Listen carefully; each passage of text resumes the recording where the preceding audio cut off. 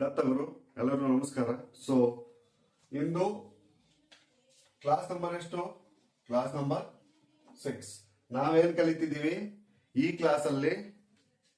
Adjective ಮತ್ತೆ adverb ಎರಡನ್ನು ಈ ಕ್ಲಾಸ್ ಅಲ್ಲೇ ಮುಗಿಸ್ತೀನಿ. ಯಾಕಂತಂದ್ರೆ ಈಗ ಸದ್ಯಕ್ಕೆ ನಮ್ಗೆ ಎಷ್ಟು ಬೇಕೋ ಅಷ್ಟು ಮಾತ್ರ ಕಲಿಯೋಣ. ಅದಾದ್ಮೇಲೆ ನಾನು ನಿಮ್ಗೆ ಹೇಳಿದಾಗೆ ಪಾರ್ಟ್ಸ್ ಆಫ್ ಸ್ಪೀಚ್ ಏನಿದೆಯಲ್ಲ ಅದನ್ನ ಎಂಟೈರ್ ಇನ್ ಡೆಪ್ತ್ ಆಗಿ ಸಪರೇಟ್ ಆಗಿ ವಿಡಿಯೋ ಮಾಡಿ ಹಾಕ್ತೀನಿ. ಆದ್ರೆ ಈಗ ಸದ್ಯ ನಾವು ಕಲಿತಿರೋದು ಬೇಸಿಕ್ ಇಂದ, ಹಾಗಾಗಿ ಎಷ್ಟು ಬೇಕೋ ಅಷ್ಟೇ ತಿಳ್ಕೊಳ್ಳೋಣ. ಹೆಚ್ಚಿಗೆ ಆದ್ರೆ ಏನಾಗ್ತದ ಅಂತ ಹೇಳ್ತೀನಿ. ಸೊ ಅಲ್ಲಿ ಟೈಪ್ಸ್ ಅಂಡ್ ವೆರೈಟೀಸ್ ಬಂದಾಗ 100% ಕನ್ಫ್ಯೂಸ್ ಆಗ್ತದೆ. ಹಾಗಾಗಿ ಆ ಕನ್ಫ್ಯೂಷನ್ ಆಗೋದು ಬೇಡ ಅಂತಂದು ಈಗ ಅಬ್ಜೆಕ್ಟಿವ್ ನಮಗ್ ಬೇಡ ಅಂತಲ್ಲ, ಅಬ್ಜೆಕ್ಟಿವ್ ಬೇಕು, ಬಟ್ ಎಷ್ಟು ತಿಳ್ಕೊಬೇಕು ಅಷ್ಟೇ ತಿಳ್ಕೊಳ್ಳೋಣ ಅಂತ ಹೇಳ್ತಾ. ಸೊ ಫಸ್ಟ್ಗೆ ಅಬ್ಜೆಕ್ಟಿವ್ ಅಂತಂದ್ರೆ ಏನು? ಅಡ್ಜೆಕ್ಟಿವ್ ಅಂದ್ರೆ ಕನ್ನಡದಲ್ಲಿ ಗುಣವಾಚಕ ಅಂತ ಕರೀತಾರೆ. So an adjective is a word that describes a noun or a pronoun and it tells us the quality, quantity, size, color, shape, number of a particular word, etc. ಅಂತ ಬರೆದಿದ್ದೀವಿ. So ಒಂದು ಗುಣವಾಚಕ ಅಂತಂದ್ರೆ ನಾಮಪದ ಅಥವಾ ಸರ್ವನಾಮ ಪದದ ಕ್ವಾಲಿಟಿಯನ್ನ, ಕ್ವಾಂಟಿಟಿಯನ್ನ, ಸೈಜ್ ಅನ್ನ, colour ಅನ್ನ ಅಥವಾ shape, ಇನ್ number ಅದನ್ನ ವಿವರಣೆಯನ್ನ ನೀಡುತ್ತದೆ ಅಥವಾ ವಿವರಿಸುತ್ತದೆ, ವಿಶ್ಲೇಷಣಾತ್ಮಕವಾಗಿ ವಿವರಿಸುತ್ತದೆ ಅನ್ನೋದನ್ನ ನಾವು ಗುಣವಾಚಕ ಅಂತ ಕರಿತೀವಿ. ಸೊ ಇದ್ರದ್ದು ಇಲ್ಲಿ ಫಾರ್ಮುಲಾ ಇನ್ಮೇಲೆ ಚೂರು ಫಾರ್ಮುಲಾ ಒಂದು ನೆನ್ಪಿಟ್ಕೊಳ್ಳಿ.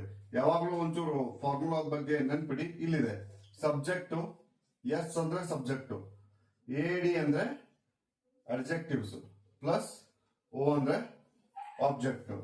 ಸೊ ಈಗ ಒಂದೆರಡು ಎಕ್ಸಾಂಪಲ್ ನೋಡ್ಬಿಟ್ರೆ ನಿಮ್ಗೂ ಕ್ಲಿಯರ್ ಆಗ್ತದೆ. ರಮೇಶ್ ಈಸ್ ಅ ಟಾಲ್ ಬಾಯ್.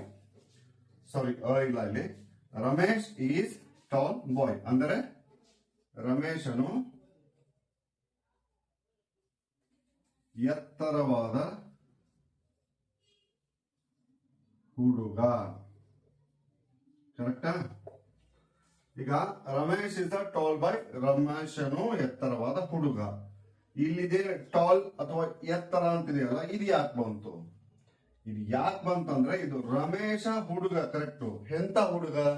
ಗಿಡ್ಡ ಹುಡುಗನೋ, ದಪ್ಪ ಹುಡುಗನೋ, ಡುಮ್ಮ ಹುಡುಗನೋ, ತಳ್ಳ ಹುಡುಗನೋ ಅಥವಾ ಎತ್ತರವಾದಂತ ಹುಡುಗನೋ?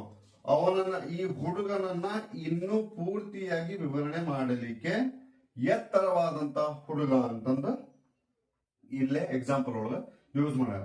ಸೊ ಇದೇನು ಟಾಲ್ ಅನ್ನೋದಲ್ಲ, ಇದು adjective. Next, she bought red sari. ಅವಳು ಕೆಂಪು ಸೀರೆಯನ್ನು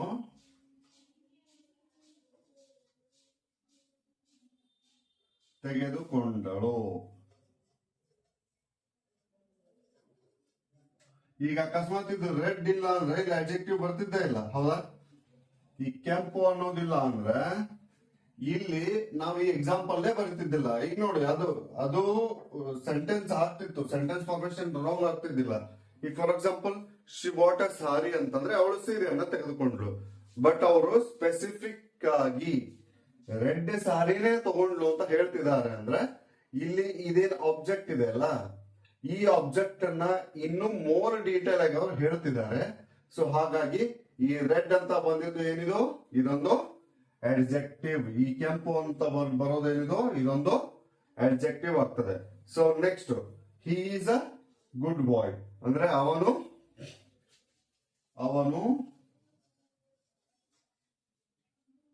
ಒಳ್ಳೆಯ ಹುಡುಗ. ನನ್ ಕನ್ನಡ ಅಷ್ಟು ಚೆನ್ನಾಗಲ್ಲ, ದಯವಿಟ್ಟು ನೀವೇ ಅಡ್ಜಸ್ಟ್ ಮಾಡ್ಕೊಳ್ಬೇಕು. So he is a good boy ಅಂತಂದ್ರೆ ಏನಾಯ್ತು, ಅವನು ಒಳ್ಳೆಯ ಹುಡುಗ. ಈ ಒಳ್ಳೆಯ ಅನ್ನೋದೇನು, ಹುಡುಗ ಹೇಗಿದ್ದಾನೆ ಅನ್ನೋದ್ರ ಬಗ್ಗೆ ನಮಗೆ ಇನ್ನೂ ಹೆಚ್ಚಿನ ಮಾಹಿತಿಯನ್ನ ನೀಡ್ತದೆ. So how the boy is good. So this good is known as a adjective. Next, he is the best student ಅಂದ್ರೆ ಅವನು ತುಂಬಾ ಒಳ್ಳೆಯ ಉತ್ತಮ, ಬೆಸ್ಟ್, ಒಳ್ಳೆ, ಗುಡ್, ಬೆಟರ್, ಬೆಸ್ಟ್, ಉತ್ತಮ, ಅತ್ಯುತ್ತಮ. ಓಕೆ, ಅವನು ಅತ್ಯುತ್ತಮ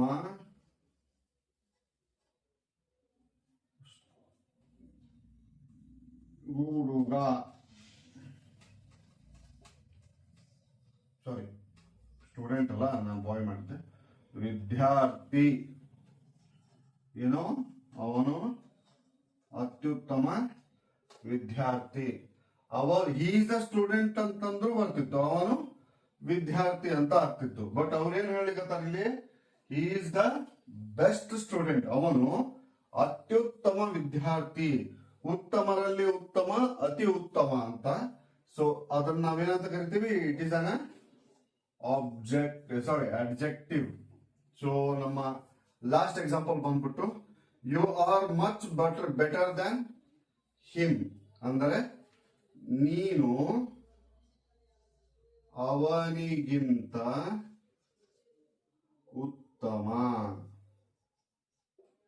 ಅಂದ್ರೆ ಈಗೇನು, ನೀನು ಅವನಿಗಿಂತ ತುಂಬಾ, ಸಾರಿ ಅಡ್ಜೆಕ್ಟಿವ್ ಬಿಡ ಬರಾಕತ್ತಾನ. You are much better than him ಅಂದ್ರೆ ನೀನು ಅವನಿಗಿಂತ ತುಂಬಾ ಉತ್ತಮ.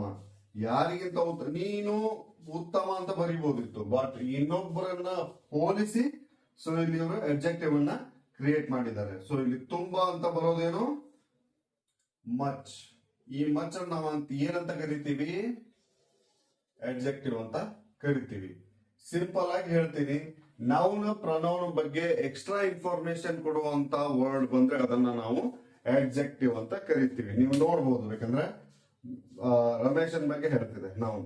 ನೆಕ್ಸ್ಟ್ ಸಾರಿ ಈ ಹುಡುಗನ ಬಗ್ಗೆ, ನೆಕ್ಸ್ಟ್ ವಿದ್ಯಾರ್ಥಿಯ ಬಗ್ಗೆ, ಇಲ್ಲಿಯೂ ವ್ಯಕ್ತಿಯ ಬಗ್ಗೆನೇ ಹೇಳ್ತಿದೆ. ಸೊ ಯಾವುದು ನೌನ್ ಪ್ರನೌನ್ ಅನ್ನ ಇನ್ನೂ ಹೆಚ್ಚಾಗಿ ಎಕ್ಸ್ಪ್ಲನೇಷನ್ ಕೊಡ್ತದಲ್ಲ, ಸೊ ಅದನ್ನ ನಾವು ಏನಂತ ಕರಿತೀವಿ, ಅಡ್ಜೆಕ್ಟಿವ್ ಅಂತ ಕರಿತೀವಿ. ಸೊ ಈಗ ನಿಮ್ಮ ಹೋಮ್ ವರ್ಕ್ ಬಂದ್ಬಿಟ್ಟು, ಇದಕ್ಕಿಂತ ಹೆಚ್ಚಿನ ನಾನು ನಿಮ್ಗೆ ಆಗ್ಲೇ ಹೇಳಿದ್ದೀನಿ, ನಾನು ಅದನ್ನ ಹೇಳೋದು, I will not tell anything.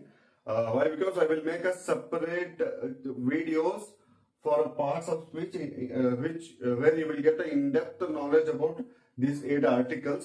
But right now we are in a basic level, so we need to learn step by step, and it's enough to you people to understand. ಅಷ್ಟೇ, ಅಂದ್ರೆ ಅದು ಅರ್ಥ ಆಗ್ಬೇಕು. ಸೊ ಹಾಗಾಗಿ ಹೇಳಿದೀನಿ. Next ನಾನು ಹೇಳಿದಾಗೆ ನಿಮ್ಗೆ ಆ ವಿಡಿಯೋ ಹಾಕ್ತೀನಂತ, ನೀವು ಈ ಫಾರ್ಮುಲಾವನ್ನು ಬರೆದಿಟ್ಕೊಳ್ಳಿ. ನೆಕ್ಸ್ಟ್ ಎಕ್ಸಾಂಪಲ್ಸ್, ಅಡ್ಜೆಕ್ಟಿವ್ ಅಲ್ಲಿ 10 ಎಕ್ಸಾಂಪಲ್ಸ್ ಅನ್ನ ನೀವು ಬರೀಬೇಕು. ಇದು ನಿಮ್ಮ ಹೋಮ್ ವರ್ಕ್. ಸೊ ಈಗ ಅಡ್ವರ್ಬ್ ಅನ್ನ ಸ್ಟಾರ್ಟ್ ಮಾಡೋಣ. ಸೊ ಆಕ್ಚುಲಿ ಅಡ್ವರ್ಬ್ ಅನ್ನ ಇದರಲ್ಲೇ ಸ್ಟಾರ್ಟ್ ಮಾಡಬೇಕು ಅಂತ ಮಾಡಿದ್ದೆ. ಸೊ ಆಲ್ರೆಡಿ ವಿಡಿಯೋ ಲೆಂದಿ ಆಗ್ಯದ. ನಾನು ಅನ್ಸಿದ ಮಟ್ಟಿಗೆ 5 6-7 ನಿಮಿಷ ಆಗಿರಬಹುದು ಏನೋ.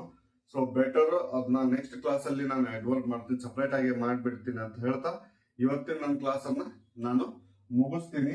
ಹೋಮ್ ವರ್ಕ್ ಅನ್ನ ಯಾವುದೇ ಕಾರಣಕ್ಕೂ ತಪ್ಪಿಸ್ಬೇಡ್ರಿ, ಯಾಕಂದ್ರೆ ನೀವು ಹೇಗೆ ಬರೀತಾ ಹೋಗ್ತಿರಲ್ಲ ಹಾಗೆ ನಿಮ್ಗೆ ಎಲ್ಲ ಮೈಂಡ್ ಅಲ್ಲಿ ಸೆಟ್ ಆಗ್ತಾ ಹೋಗ್ತದೆ, ಹಾಗೆ ತಿಳ್ಕೊಳ್ತಾ ಹೋಗ್ತೀರಾ.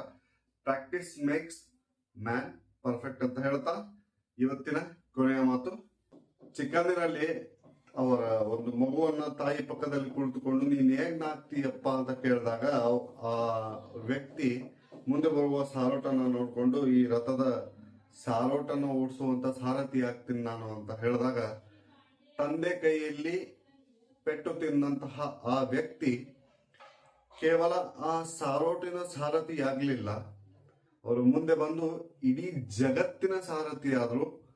ಯಾಕಂದ್ರೆ 1893ರಲ್ಲಿ ಏನು ವಿಶ್ವ ಸಮ್ಮೇಳನ ನಡೀತದಲ್ಲ, ವಿಶ್ವ ಧರ್ಮ ಸಮ್ಮೇಳನ US ಚಿಕಾಗೋ ಒಳಗ.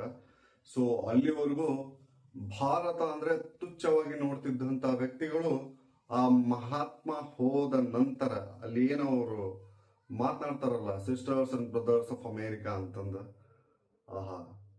ಅಲ್ಲಿಂದ ನಮ್ಮ